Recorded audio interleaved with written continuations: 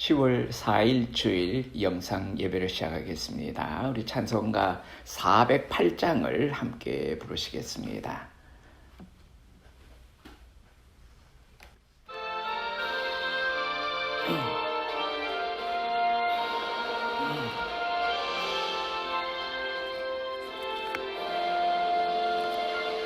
나 어느 곳에 있던지 널 마음이 편하다. 주 예수 주신 편안함 널 충만하도다.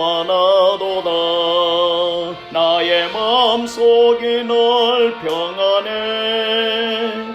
나의 마음속이 널 평안해. 악한 죄 파도가 많으나 맘이 널 평안해.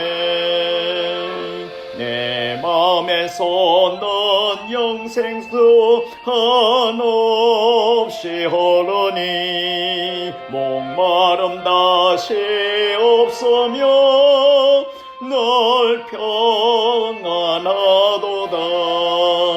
나의 마음속에 널 평안해. 나의 마음속에 널 평안해. 악한 죄 파도가 많으나 마음이 널 평안해.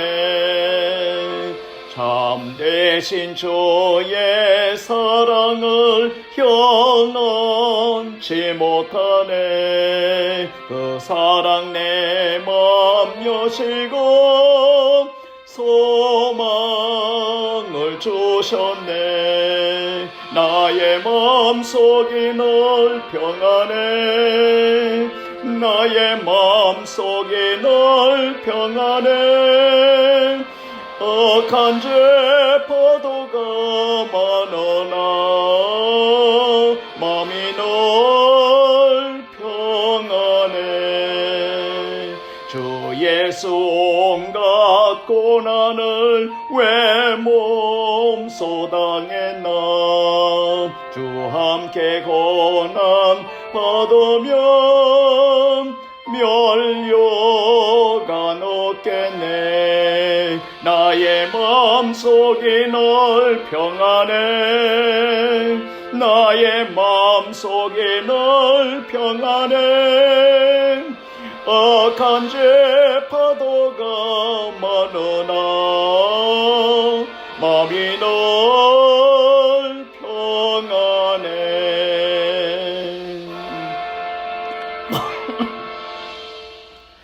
오늘 우리에게 주시는 하나님의 말씀은 구약성경 이사야서 40장 1절에서 8절까지 말씀이 되겠습니다. 구약성경 1014페이지입니다. 제가 읽습니다. 너희의 하나님이 이르시되 너희는 위로하라. 내 백성을 위로하라.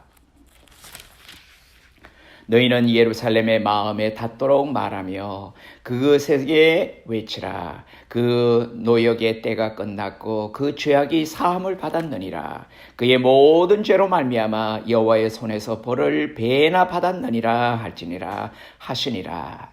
외치는 자의 소리여 이르되 너희는 광야에서 여호와의 길을 예비하라. 사막에서 우리 하나님의 대로를 평탄케 하라.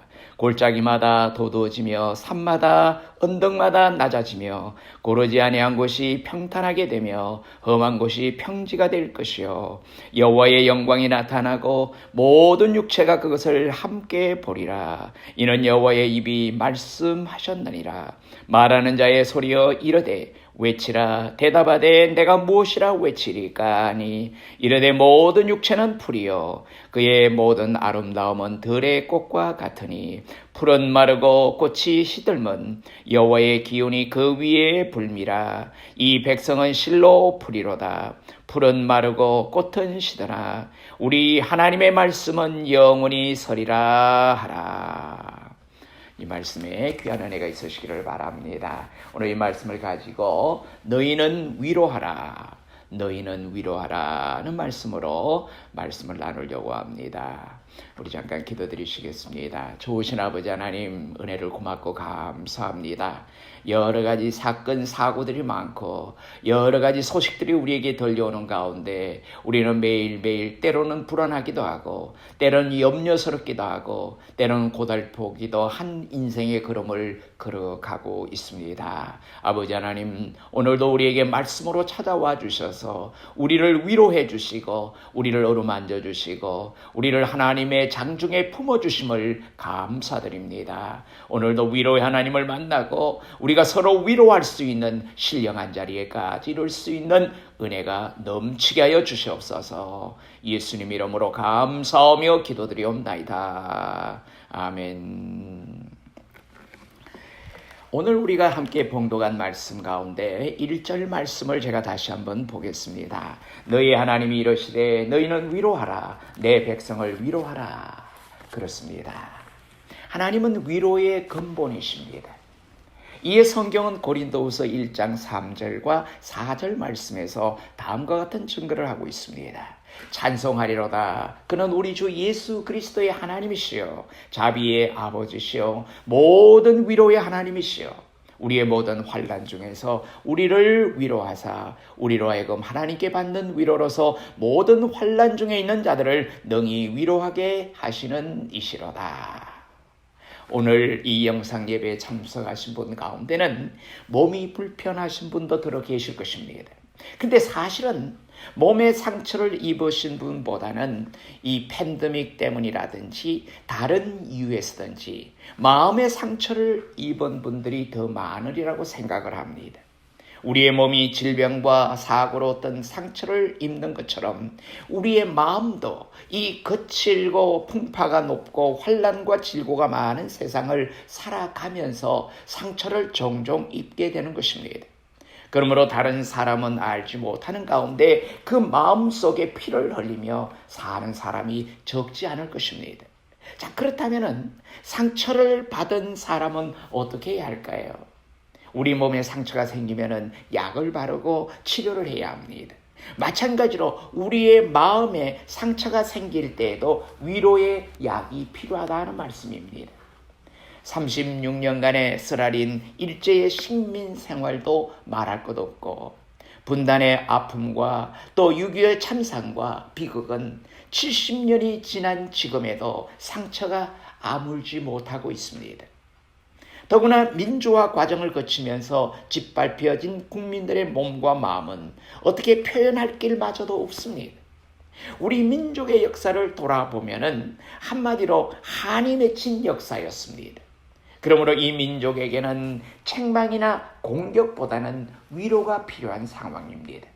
오늘 이 시대를 살아가고 있는 우리 모두는 안타깝고 답답한 심령을 시원케 해줄 수 있는 이런 위로를 찾고 있습니다. 절망과 좌절감에 빠져있는 모든 사람들을 치유할 위로를 찾고 있다는 말씀입니다. 고달프고 맥이 빠진 생명 위에 활기를 불어넣어주는 위로가 있어야 합니다. 오늘날 우리의 심령의 상태는 어떻습니까? 누가 이 상한 마음을 감싸줄까요? 안타까운 마음에 누가 시원함을 줄까요? 누가 이 억울한 마음을 풀어줄까요? 하며 이렇게도 해보고 저렇게도 해봅니다. 하나님은 오늘 우리에게 너희는 위로하라, 내 백성을 위로하라 고 말씀하십니다. 비판의 눈으로 보지 말고 저주스러운 눈으로 보지 말라. 복수의 눈으로 보지 말라. 상하고 찢기고 짓밟혀 허우적거리는 사람으로 보라. 너희는 위로하라고 말씀하십니다. 하나님은 우리를 환난 중에서 위로하시고 우리로 하여금 하나님께 받은 위로로서 모든 환난 중에 있는 사람들을 능히 위로하게 하십니다. 그러므로 우리 자신이 먼저 위로를 받아야 합니다. 내가 위로를 받지 못하면 다른 사람을 위로할 수가 없습니다. 이에 하나님께서는 우리를 어떻게 위로하시는가에 대해서 말씀을 나누고자 하는 것입니다. 첫째로 하나님은 이 자연 계시를 통해서 그 백성들을 위로하십니다. 하나님 우리 인간의 육신만을 위해서 자연계를 주신 것이 아닙니다. 하늘에 태양만 있어도 우리의 육신은 살아갈 수가 있습니다. 그러나 하나님은 태양만 만드신 것이 아니라 달도 만드시고 별도 만드셔서 달과 별을 바라보면서 우리가 느끼며 살아갈 수 있게 하신 것입니다. 우리의 육신만 갖고 살려면은 곡식과 채소만으로도 충분합니다. 그러나 하나님은 우리의 마음을 위해서, 우리의 정서를 위해서 꽃을 만드셨습니다. 사람은 꽃을 보아야 살 수 있게 되었습니다. 그래서 환자를 문병할 때도 꽃을 가지고 가서 위로를 합니다. 기쁜 일이 있어서 축하할 때도 꽃을 가지고 가서 축하를 합니다. 슬픔을 당했을 때도 꽃을 가지고 슬픔을 함께 나누게 됩니다. 이렇게 우리는 자연계를 통해서 하나님의 솜씨를 체험하고 위로를 받는 것입니다. 몸과 마음이 피곤할 때 경치가 아름다운 곳에 있으면 피곤이 쉽게 회복되는 이유가 바로 그 때문입니다. 이처럼 자연계를 통해서 받는 위로가 큽니다. 둘째로 하나님은 특별 계신 말씀을 통해서, 성경 말씀을 통해서 그 백성을 위로해 주십니다. 하나님의 말씀인 성경에는 우리 인간 심령에 필요한 모든 신령한 양식들이 다 들어있습니다. 더구나 인간의 모든 마음의 상처를 고칠 수 있는, 다시 말하면 길르앗의 유향이 이 책 가운데 있다는 말씀입니다. 가령 환난 중에 계신 분은 시편 50편 15절을 읽습니다. 환난 날에 나를 부르라. 내가 너를 건지리니 내가 나를 영화롭게 하리로다. 또 요한복음 16장 33절을 읽습니다. 이것을 너희에게 이르는 것은 너희로 내 안에서 평안을 누리게 하려 함이라. 세상에서는 너희가 환난을 당하나 담대하라. 내가 세상을 이겼노라. 어려움 속에서 낙심된 분들이 계십니까? 시편 42편 5절 말씀을 보시기를 바랍니다. 내 영혼아, 내가 어찌하여 낙심하며 어찌하여 내 속에서 불안해하는가? 너는 하나님께 소망을 두라. 그가 나타나 도우심으로 말미암아 내가 여전히 찬송하리로다. 이사야서 41장 10절 말씀을 보시면은 두려워하지 말라. 내가 너와 함께함이니 놀라지 말라. 나는 내 하나님이 되며 내가 너를 굳세게 하리라. 참으로 너를 도와주리라. 참으로 나의 의로운 오른손으로 너를 붙들리라. 이사야서 43장에 보면은 내가 너를 지명하여 불렀나니 너는 내 것이라고 했습니다. 혹시 근심 중에 계신 분이 있으십니까? 베드로전서 5장 7절 말씀을 보시면은 너희 염려를 다 주께 맡기라. 이는 그가 너희를 돌보심이라. 빌립보서 4장 6절과 7절 말씀을 보시면은 아무것도 염려하지 말고 다만 모든 일에 기도와 간구로 너희 구할 것을 감사함으로 하나님께 아뢰라. 그리하면 모든 지각에 뛰어난 하나님의 평강이 그리스도 예수 안에서 너희 마음과 생각을 지키시리라. 혹시 죄로 말미암아 마음의 고민과 고통을 안고 계신 분이 있으십니까? 요한 1서 1장 9절 말씀을 보십시오. 만일 우리가 우리 죄를 자백하면 그는 미쁘시고 의로사 우리 죄를 사하시며 우리를 모든 불의에서 깨끗하게 하실 것이요. 이 말씀을 꼭 믿으시기를 바랍니다. 주님이 용서 못할 죄가 하나도 없습니다. 우리 가운데 고독하신 분은 안 계십니까? 히브리서 13장 5절 말씀을 기억하십시다. 돈을 사랑하지 말고 있는 바를 족한 줄로 알라. 그가 친히 말씀하시기를 내가 결코 너희를 버리지 아니하고 너희를 떠나지 아니하리라 하셨나니라.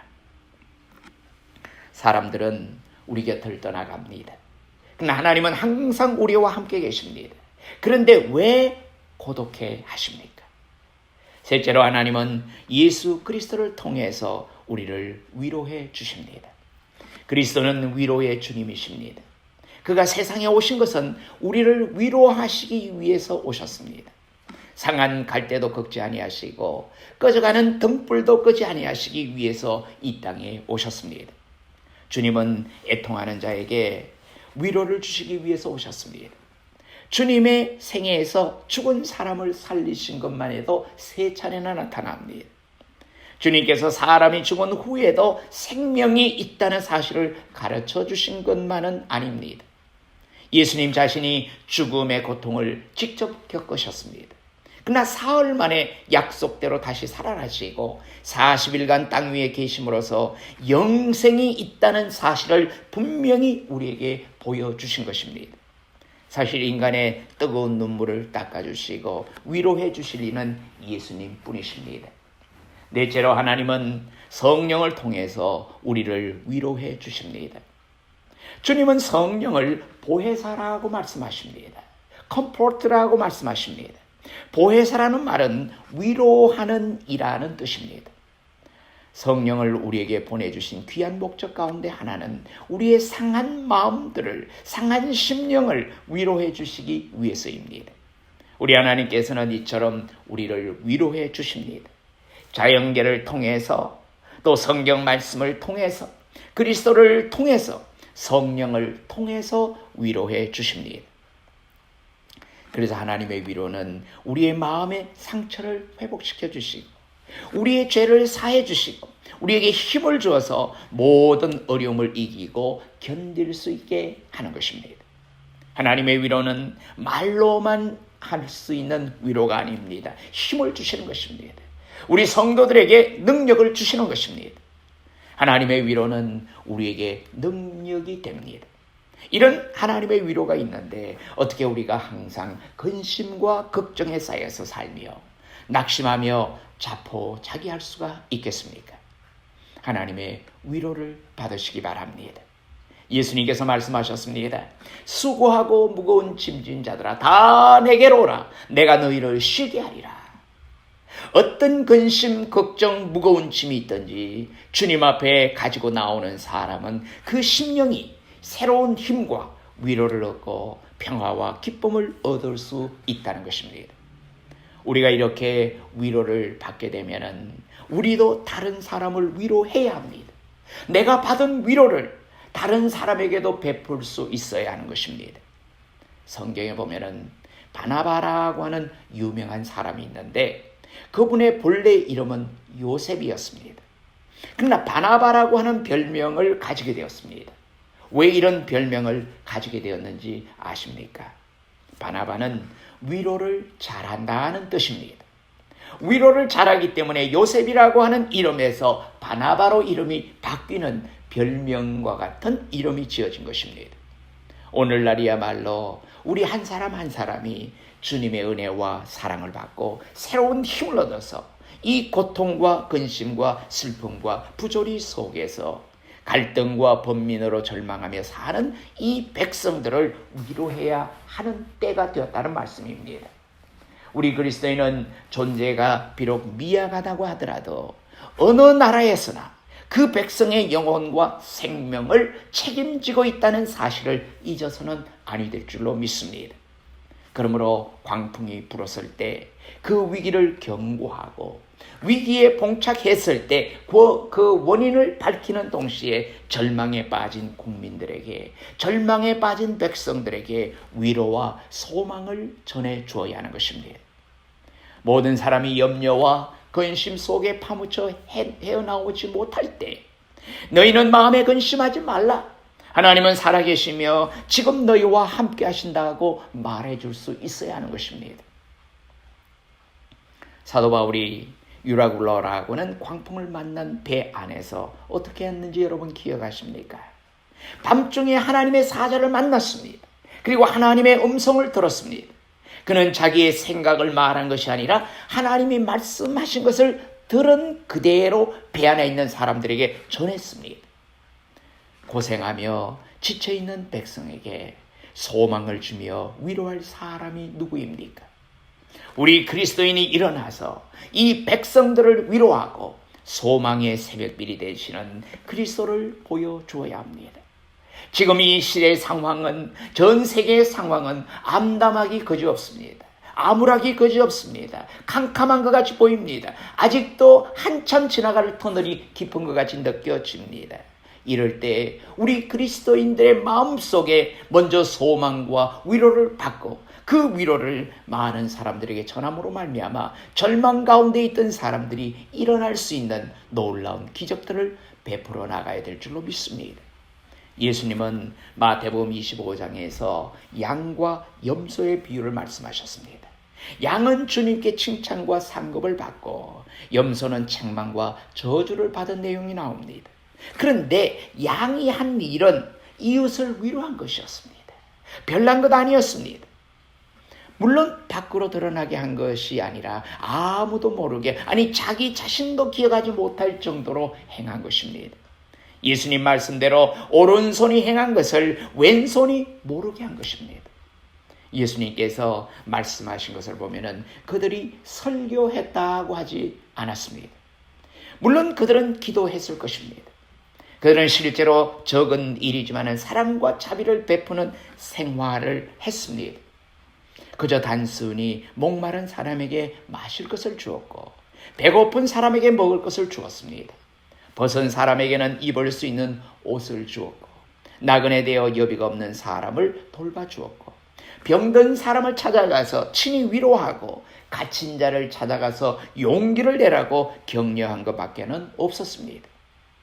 이렇게 함으로 이 사람에게서 내게 무슨 보답이 있을까 하는 기대도 하지 않았습니다. 여러분, 우리가 베푸는 모든 사랑과 위로는 어떤 보상을 기대하고 하는 것이 아닙니다. 그저 그때 단순한 마음으로 자비를 베푼 것 외에는 아무것도 없었습니다. 그런데 주님께서 친히 말씀하시기를 내가 줄일 때에 내게 먹을 것을 주었다 하고 말씀하셨습니다. 이때 의인은 주님께 한 일이 없었다고 말했습니다. 그러자 주님께서는 너희가 여기 내 형제 중에 지극히 작은 자 하나에게 행한 것이 곧 내게 한 것이라고 말씀해 주셨습니다. 이 지극히 작은 자는 사랑을 받고 갚을 수도 없는 사람을 가리켜 말합니다. 아니 찾아와서 감사합니다라고 인사할 줄도 모르는 사람일 수도 있습니다. 이런 사람에게 사랑을 베풀었다는 것입니다. 우리가 비천함 가운데 구원을 받았으면 불쌍한 사람에게 단순히 마음을 주어야 하는 것입니다. 너희는 위로하라는 이 하나님의 말씀에 순종하십시다. 여러분, 오늘도 우리는 내가 상처가 많고 내가 어려움이 많고 내가 위로받아야 될 사람이라고만 생각하지 말고 내가 받은 말씀을 통한 또 하나님의 은혜를 통한 이 위로를 받은 내 삶을 가지고 주위에 많은 힘든 사람들을 위로하며 나갈 수 있는 이런 성숙된 신앙의 소유자들이 되시기를 바랍니다. 우리가 하늘나라에 가면은 우리가 이 세상에서 잘 쓰고 잘 먹고 떵떵거리면서 잘 입은 것은 하나도 남아있지 않습니다. 남을 위로하기 위해서 마음을 쓰고 시간을 쓰고 물질을 쓴 것만이 남아있을 것이고 그것이 상급으로 연결될 것입니다. 그리고 주님께서 우리 한 사람 한 사람에게 의인이 받을 상급을 주실 줄로 믿습니다. 이에 우리 모든 성도들은 다른 이를 위로해서 다른 사람들을 위로해서 위로한 사람을 위해 예비된 축복을 다 받으시는 저와 여러분이 되시기를 주님의 이름으로 축원합니다. 기도드리시겠습니다. 사랑의 아버지 하나님, 은혜를 고맙고 감사합니다. 우리에게 위로의 주님으로 찾아오시고 또 우리의 마음에 상처와 여러 가지 어려움이 있을 때마다 하나님께서 여러 가지 모양으로 우리를 찾으시고 위로해 주시고 낙심 가운데 절망 가운데 빠져있던 우리들을 위로하심으로 말미암아 늘 새롭게 일어날 수 있는 귀한 능력들을 허락해 주셨음을 감사드립니다. 아버지 하나님, 우리가 살아가는 이 시대는 여러 가지가 불편하고 암울한 상황 속에서 우리가 전혀 기대하지 못했던 상황들을 지나가고 있습니다. 반드시 모든 것이 다 지나가고 하나님의 놀라운 위로에 하나님 만져주시는 그 손길을 느끼며 다시 한번 일어날 수 있는 귀한 축복의 자리에 이르게 될 줄로 믿고 감사를 드립니다. 오늘도 사랑하는 성도들 그 마음에 여러 가지 무거운 짐들 다 주님 앞에 내려놓습니다. 아무것도 염려하지 말고 하나님 앞에 기도만 하라고 하셨사오니 기도한 모든 내용들이 다 응답받는 축복의 자리에 이르게 인도하여 주시옵소서. 우리 사랑하는 연로한 성도님들 늘 건강의 복을 허락해 주시고 아버지 하나님 앞에 모든 것을 맡기고 의지하며 나갈 때에 맑고 깨끗한 영을 허락해 주시며 건강의 복을 더하여 주시옵소서. 사랑하는 성도들의 생업을 지켜 주시옵소서.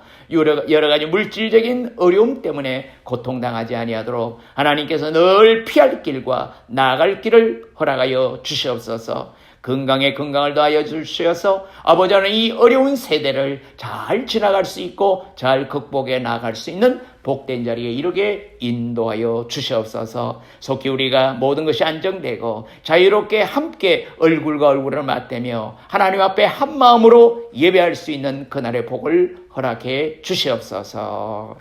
이제는 우리 주 예수 그리스도의 크신 은혜와 하나님 아버지의 무궁하신 사랑하심과 성령님의 감동, 감화, 교통, 위로, 인도하심이 오늘도 위로의 하나님으로 우리에게 찾아와 주시고 위로하심으로 말미암아 오늘도 마음의 상처에서 자유를 누릴 수 있고 자유함을 얻을 수 있는 사랑하는 성도들 마음 가운데 이제로부터 영원히 함께 계시옵기를 간절히 축원하옵나이다. 아멘.